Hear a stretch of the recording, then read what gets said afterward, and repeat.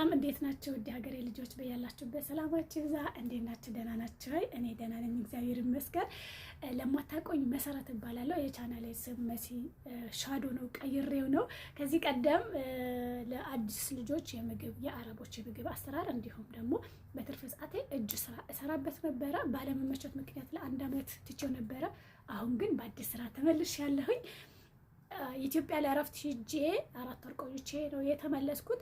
ከአሁን በኋላ በዚህ ቻናል ላይ በተለይም አረብ ሀገር ላለ ነው ለእኛ ለእህቶች የሚጠቅሙ ኢትዮጵያ ሆኜ ያየሁትን የታዘብኩትን የተመቸኝም አንዳንድ ነገሮችን አንስተን እንጨዋወታለን፣ እንወያያለን። ከዛም በተጨማሪ እናንተ ስለ ኢትዮጵያ ማወቅ የምትፈልጉት ነገር መጠየቅ የምትፈልጉት አንስተን እንድንወያይበት የምትፈልጉት ርዕስ ካለ በኮሜንት አሳውቁኝ። ለዛሬ በጣም ብዙ የምናነሳቸው ነጥቦች ይኖራሉ። ለዛሬ ግን ስለ ካርጎ ልንገራችሁ። በተለይ እዚህ ሶሻል ሚዲያ ላይ እንደምናውቀው በዩቲዩብ፣ በቲክቶክ፣ በሁሉም በሶሻል ሚዲያ አውታሮች እንደ ርዕስ ሆነን ሁሌ በድክመታችን፣ በጥንካሬያችን፣ በችላተኝነታችን እንደ ርዕስ ተደርገን የምንነሳው አረብ ሀገር ያለን ሴቶች ነንና እንግዲህ እኛም ፈጣሪ እረድቶን በመልካም ነገር ምሳሌ የምንሆን ሰዎች ብንሆንም በብዛት ግን በድክመታችን ነው የምንነሳው። ከአሁን በኋላ ግን ድክመታችን ቀርቶ በጥንካሬያችን እንድንነሳ ፈጣሪ ይርዳን። ረጅም ዓመት ለምሳሌ እንደኔ ረጅም ዓመት አረብ ሀገር ሰርታችሁ ኢትዮጵያ ሄዳችሁ ተመልሳችሁ የምትመጡ እህቶች ከማን ችግር ወይም ደግሞ ከማን ጥፋት ይመስላችኋል? አሁን 8፣ 9፣ 10 ዓመት ሰርተን ኢትዮጵያ ገብተን ተመልሰን አረብ ሀገር መተን ሁሉም ነገር ከዜሮ የምንጀምረው በማን ችግር ነው? በቤተሰባችን ወይስ በራሳችን ወይም በሌላ ሰዎች ነው? ወይ ጎበዝ ስላልሆንን ገንዘብ ስላልቆጠብን ይመስላችኋልና በዚህ ጉዳይ ላይ እስኪ እናንተም ሀሳብ ትሰጡበታላችሁ። ለዛሬ ግን እንድንወያይበት የምፈልገው ካርጎ ነው።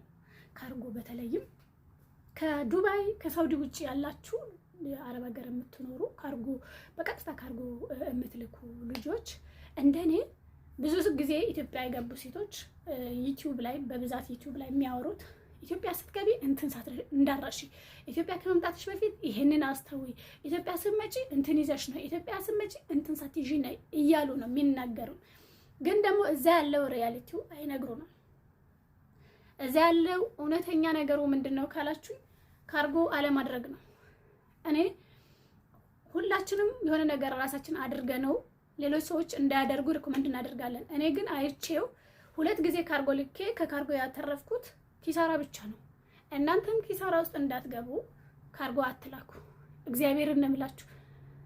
ምናልባት ሳውዲ ያላችሁ እናንተ ብዙ ጊዜ በባህር የመላክ እድል ስላላችሁ ብዙ ወጪ ላታወጡ ትችላላችሁ። እኛ ግን ካርጎ ስንልክ እቃው ከገዛንበት ቀን ጀምሮ ሂዶ ቤት እስኪገባ ድረስ የወጪ ነው የሚጠብቀን።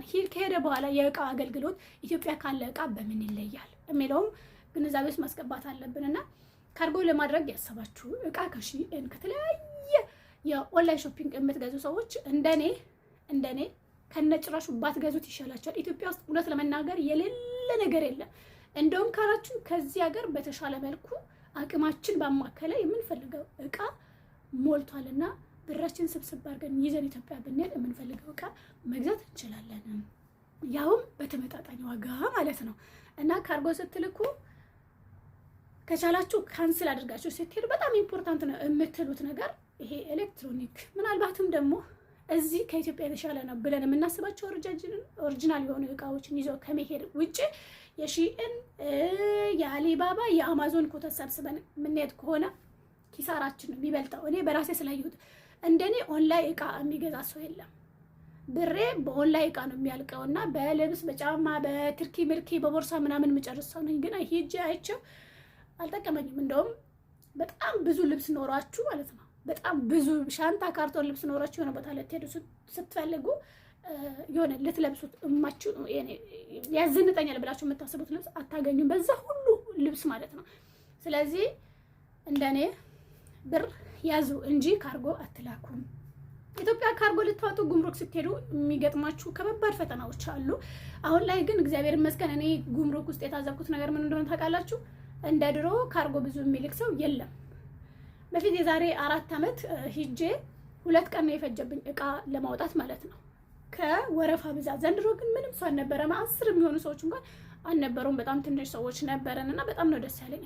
በቃ ነቅተናል ማለት ነው የአረብ ሀገር ልጆች።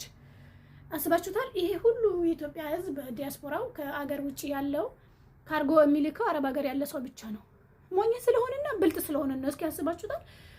ኤሮፕ ያሉ ትልልቅ ሀገራት ላይ ያሉ ሰዎች ካርጎ አይልኩም። ሲገቡ ሀገራቸው ሲገቡ ትንሽ የሻንጣ ይዘው ቅን እያሉ ነው የሚሄዱት። እኛ ግንስ ኮተት ሰብስበን ተሸክመን ገፍተን እንሄዳለን። ስንመለስ ባዶች እንመለሳለን። እና ካርጎ ማድረግ እንደኔ ይቅርባችሁ ባይ ነኝ። ምክንያቱም ከጥቅሙ ጉለቱ ይበልጣል። በተለይ ደግሞ እንደኔ የክፍለ ሀገር ልጆች የሆናችሁ ሰዎች ይቅርባችሁ፣ የእውነት ይቅርባችሁ። የአዲስ አበባ ልጆች ምናልባትም ከጉምሩክ ከወጣችሁ በኋላ ብዙ ፕሮሰስ ላይ ኖረው ይችላል። ብዙ ላይ ያደክማችሁ፣ ብዙ ወጪ ላይ ያስወጣችሁ ስለሚችል እንግዲህ በፍቃደኝነት እናደርጋለን ካላችሁ ማድረግ ትችላላችሁ። እንደኔ ግን 101 ጊዜ ልነግራችሁ የምፈልገው ነገር ቢኖር ካርጎ ማድረግ ከጥቅሙ ኪሳራው ነው የሚበልጠው። ከመንከራተት ጀምሮ ገንዘቡ ይወጣል። ገንዘቡ ታወጡታላችሁ። የ2 ወር የ3 ወር ደሞዝሽን እዛ እንቦጭ አድርገሽ ለ2 ካርቶን እና ለ3 ካርቶን እቃ ትከፊዋለሽ። ግን ደግሞ እዛ የምትከፊው መስዋዕትነት ከዛ ገንዘብ በላይ ነውና እንደኔ ካርጎ አትላኩ። በቃ እግዚአብሔርን አትላኩ። ገንዘባችሁን ያዙት። እስኪ ያስባችሁታል? የሆነ እቃ ከዚህ ልንገዛው ሱቅ እንሄዳለን። ስንሄድ በታክሲ ነው የምንሄደው። እቃውን እንገዛበት ገንዘብ አለ። ከዛ እዚህ በኪሎ የሚከፈለው አለ። ከዛ ደግሞ ከኢትዮጵያ ሂዳችሁ የምታወጡበት ገንዘብ አለ። አውጥታችሁ ወደ ቤት የምትወስዱበት ትራንስፖርት አለና እነዚህ ነገሮች ታሳቢ በማድረግ ገንዘባችሁ ካርጎ ላይ ኢንቨስት ባታደርጉ ይመረጣል ልላችሁ ፈልጋለሁ። በመቀጠል አረብ ሀገር ረጅም ዓመት ቆይቻለሁኝ። ከ8-7 ዓመት ሆኖኛል፣ አልፎኛል ማለት እችላለሁ። አሁን 8ኛ ዓመቴን ይዣለሁ። ከ8 ዓመት ቆይታ በኋላ ተመልሼ ወደ አረብ ሀገር መጥቻለሁና እንደኔ እንደዚህ አረብ ሀገር ትልቅ ሆናችሁ እድሜያችሁ ትልቅ ሆኖ አረብ ሀገር ተመልሳችሁ የምንመጣ ሴቶች ችግሩ ከማን ነው? ከራሳችን ድክመት ነው ወይስ ከቤተሰባችን ችላተኝነት ነው የሚለው እናያለን። ብዙ ጊዜ አረብ ሀገር ያሉ ሴቶች ሻማ ናቸው፣ ሌላ ሰው ያበራሉ፣ ለራሳቸው ይቀልጣሉ የሚለው አባባል የሚያጽናናን መስሎን አብዛኞቻችን እየተጎዳንበት ያለበት ሁኔታ ነው ያለው። ገንዘብ ባለመያዛችን፣ ባለመቆጠባችን፣ ለነገ ባለማሰባችን፣ ለራሳችን ቅድሚያ ባለመስጠታችን አረብ ሀገር ላይ ረጅም ዓመት እንድንመላለስ የሚያደርገን የራሳችን ድክመት ነው ብዬ የማስበው። ከዛም በተጨማሪ ደግሞ ኃላፊነት የማይሰማቸው ለልጆቻቸው ሕይወት የማያሳስባቸው ቤተሰብ ያላቸውም እህቶች ስላሉ እነሱንም ግንዛቤ ውስጥ እናስገባለን። ነገር ግን ረጅም ዓመት ከሰራን በኋላ አረብ ሀገር ተመልሰን መምጣታችን ጥቅሙና ጉዳቱ ምን ያው በፈቃደኝነት ለተጨማሪ ስራ ወይም ደግሞ እናንተ ኢትዮጵያ ሄዳችሁ የምትሰሩበት ነገር ሳታጡ ገንዘባችሁ ስራ እየሰራ ለተጨማሪ ገንዘብ ወይም ደግሞ ለተጨማሪ ገቢ እዚህ የምትመጡ ከሆነ እሰየው። ካለበለዚያ ግን ቤተሰብ ጋር ገንዘባችሁ ቤተሰብ አጥፍቶት ባሰባችሁት ላይ ካልዋለ ስራ እየሰራ ካልሆነ አረብ ሀገር ደክማችሁ መጣችሁ ተመሳሳይ የሆነ ስህተት የምትሰሩ እህቶች አላችሁና እኔ በአንዳንድ በዙሪያ ባሉ ሰዎች የሚያየሁት ነገር አለና እንደዛ የምታረጉ እህቶች እኛ ሴቶች ነን። ብዙ ነገሮች ይኖሩብናል በየግል ህይወታችን ላይና ቅድሚያ ለራሳችሁ ሰጡ። አሁን ላይ በጣም ብዙ የተሻሻለ ነገር አለ። ኢትዮጵያ ደስ የሚልም የሚያስጠላም ብዙ ነገር አለ። ደስ የሚለው ነገር ውስጥ ብናተኩርና ገንዘባችን ስራ እንዲሰራ ብንፈቅድለት እዚህ ከምንሰራው ቢያንስ በ50% ሌላ ገቢ ኢትዮጵያ ባለው ገንዘባችን ገቢ ማግኘት እንችላለን። በዚህም አሁን በኋላ አንድ ቪዲዮ ሰራላችኋለሁ። እዚህ ሆናችሁ መዳም ቤት ሆናችሁ ከሚከፈላችሁ ገንዘብ ጎን ለጎን እንዲሁም ኢትዮጵያ ባለው ገንዘባችሁ እንዴት አደርጋችሁ ስራ መስራት እንደምትችሉ በወር በ2 ወር ውስጥ ገንዘብ ይዞ እንዲመጣ በገንዘባችሁ ገንዘብ እንዲመጣ ማድረግ እንደምትችሉ እነግራችኋለሁኝ። ከዛ በተጨማሪ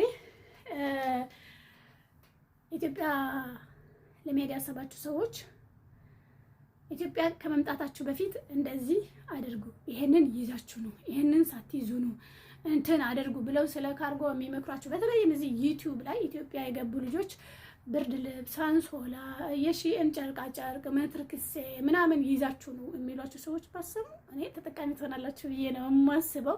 ካየሁት ነው። እኔ አሁን በአንድ ጊዜ ብዙ ጓደኞቼ በተቀራራቢ ገብተን ስለ ካርጎ አይተነዋል። ጥቅሙንም ጉዳቱንም ለይተነው በአንድ አፍ የተስማማንበት ነገር ምንድነው? ካርጎ አለ መላክ። በቃ ካርጎ አትላኩ። ሁሉም ሰው የሚላችሁን ነገር ደግሞ አትስሙ። ብዙ ጊዜ ሰዎች የሚያደርጉትን ነገር ነው በብዛት የምናደርገው።